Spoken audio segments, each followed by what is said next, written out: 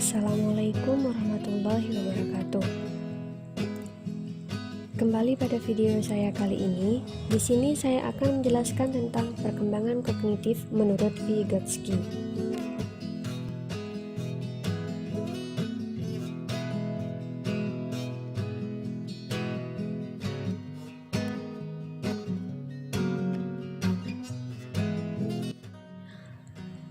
Oke, langsung saja. Menurut Vygotsky, perkembangan itu dibagi menjadi 4 tahapan, yaitu yang pertama adalah berpikir nonverbal dan berbicara konseptual. Pada tahapan ini, ada pada usia 2 tahun pertama, menunjukkan tidak ada hubungan antara berpikir dan membaca. Yang kedua adalah memulai menyatukan antara berpikir dan berbicara. Nah, pada tahapan ini kira-kira usianya 2 tahun, di mana anak-anak mulai menghubungkan apa yang dia pikirkan dengan apa yang dia katakan. Benda-benda biasanya diberi nama dan diceritakannya pada orang lain. Selanjutnya yang ketiga adalah berbicara egosentrik. Pada tahap ini, anak-anak mengumumkan apa yang akan mereka lakukan sebelum melakukannya. Pada tahap ini, anak-anak berbicara dengan orang lain tentang apa yang sedang mereka lakukan. Dan yang keempat adalah berbicara egosentrik menjadi rahasia.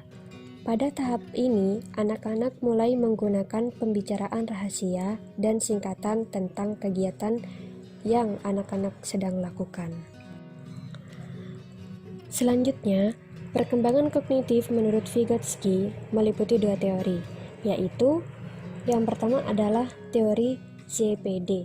Apa ZPD itu? ZPD yaitu zona pengembangan proksimal, di mana berkaitan dengan potensi anak untuk membahas sesuatu.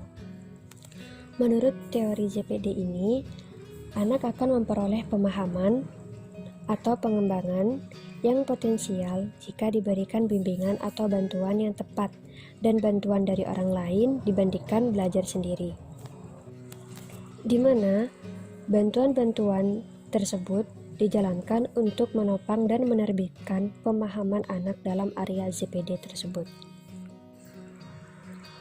Lalu teori yang kedua ialah peran sosial dan budaya dalam pembelajaran.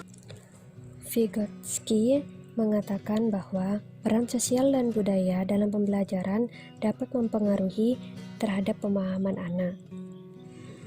Nah, jadi dari 2 teori tersebut, Vygotsky mengatakan tentang perkembangan kognitif dapat disimpulkan bahwa menurut teori Vygotsky lebih menekankan peran orang dewasa atau anak-anak lain dalam memfasilitasi perkembangan si anak.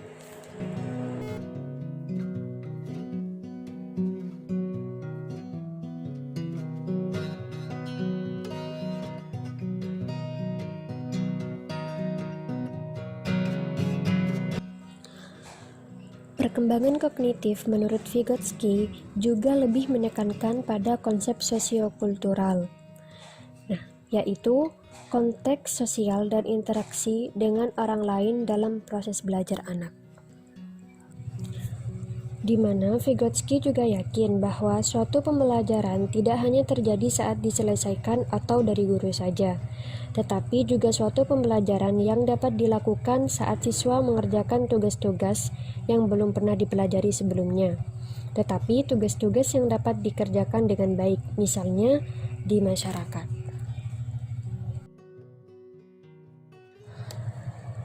Selanjutnya, Vygotsky juga mengemukakan ada 4 prinsip dasar kunci dalam pembelajaran, yaitu yang pertama adalah penekanan pada hakikat sosiokultural pada pembelajaran. Nah, pada prinsip ini, Vygotsky mengatakan bahwa siswa belajar melalui interaksi dengan orang dewasa dan teman sebaya yang lebih mampu, di mana Vygotsky ini menekankan pentingnya interaksi sosial dengan orang lain dalam proses pembelajaran. Selanjutnya, yaitu prinsip kedua adalah zona perkembangan terdekat, di mana zona perkembangan terdekat ini atau zona of proximal development yang didefinisikan sebagai jarak atau selisih antara tingkat perkembangan anak yang aktual dengan tingkat perkembangan potensial yang lebih tinggi yang bisa dicapai si anak jika ia mendapat bimbingan atau bantuan dari seseorang yang lebih dewasa atau lebih berkompeten. Selanjutnya prinsip ketiga, yaitu pemagangan kognitif. Pemagangan kognitif yaitu suatu proses di mana seorang siswa belajar setahap demi setahap akan memperoleh keahlian dalam interaksinya dengan seorang ahli, di mana seorang ahli ini bisa seperti orang dewasa, atau orang yang lebih tua, atau teman sebaya yang telah menguasai permasalahannya. Selanjutnya adalah yang terakhir, prinsip keempat, yaitu perancahan. Menurut Vygotsky, perancahan atau scaffolding merupakan satu ide kunci yang ditemukan dari gagasan pembelajaran sosial Vygotsky. Perancahan berarti pemberian sejumlah besar bantuan kepada seorang anak selama tahap-tahap awal pembelajaran, dan kemudian secara perlahan bantuan tersebut dikurangi dengan memberikan kesempatan pada anak untuk mengambil alih tanggung jawab setelah ia mampu mengerjakan sendiri. Dari keempat prinsip tersebut, kesimpulannya adalah kemampuan untuk mewujudkan tatanan pembelajaran kooperatif dengan dibentuk kelompok-kelompok belajar yang mempunyai tingkat kemampuan berbeda dan penekanan perancahan dalam pembelajaran supaya siswa mempunyai tanggung jawab terhadap belajar.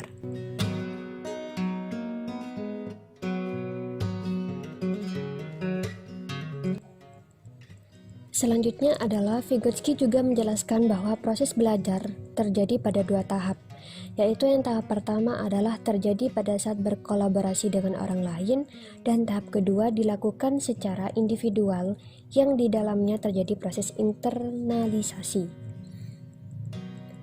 Nah, selama proses interaksi terjadi, baik antara guru siswa maupun antar siswa, kemampuan seperti saling menghargai, menguji kebenaran pernyataan pihak lain, bernegosiasi, dan saling mengadopsi pendapat dapat berkembang.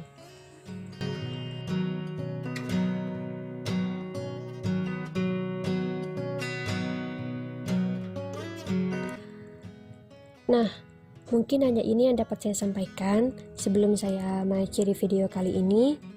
Jangan lupa di like, subscribe, dan share yang teman-teman. Semoga bermanfaat. Wassalamualaikum warahmatullahi wabarakatuh.